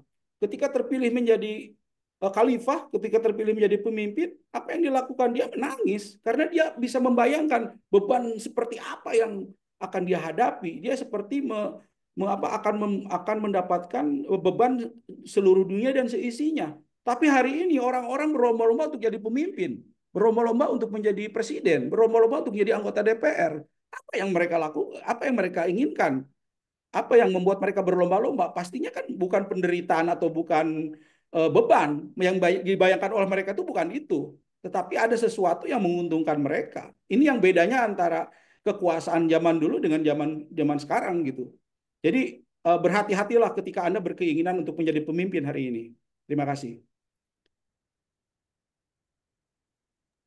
Tuh, terima kasih, Kang. Banyak yang bisa kita petik dari diskusi malam ini, bukan hanya pengetahuan dari Kang Hendy mengenai sejarah perjuangan Bung Karno. Eh, Tadi yang saya petik adalah bagaimana Kang Hendy berpesan kita untuk, kalau saya simpulkan, kita untuk belajar sejarah itu lebih bijaksana. Jadi kayak malam ini kita membahas tentang buku Cindy Adams ini, kita tetap perlu pembanding gitu untuk Saya sih memperkaya wawasan kita. saya lebih menyukai kata-kata kritis dibandingkan bijaksana. Kalau bijaksana itu kesannya itu Oh iya. Zeus banget gitu ya, dewa banget. Tapi saya pikir kritis itu lebih manusiawi menurut saya. Jadi belajarlah kritis untuk belajar sejarah itu. Jadi saya pikir itu yang harus dilakukan oleh seorang manusia ketika kita belajar sejarah. Bukan, maaf tadi saya Siap, interupsi. siap, siap, Kang. Oke. Ah, teman-teman, sebelum kita akhiri, ini udah hampir jam 10 ya, udah overtime 10 menit. Mungkin bisa on cam dulu untuk foto bersama. Ya.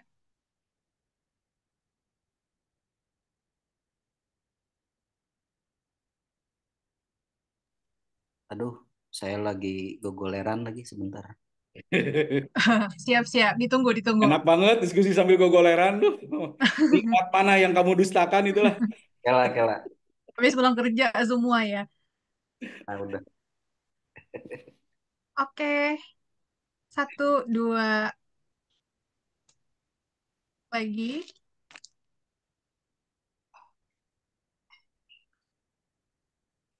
Terima kasih atas kehadirannya, teman-teman. Terima kasih atas sharingnya pada malam hari ini. Terima kasih khususnya ke Kang Hendy yang sudah Sama-sama, berkali-kali ya. atas Terima sudah kasih sudah berkali-kali hadir dalam bersedia diskusi untuk ini ya.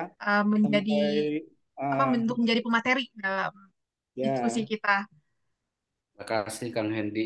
Kurusan ya. sekarang. Makasih Kang Hedi, makasih.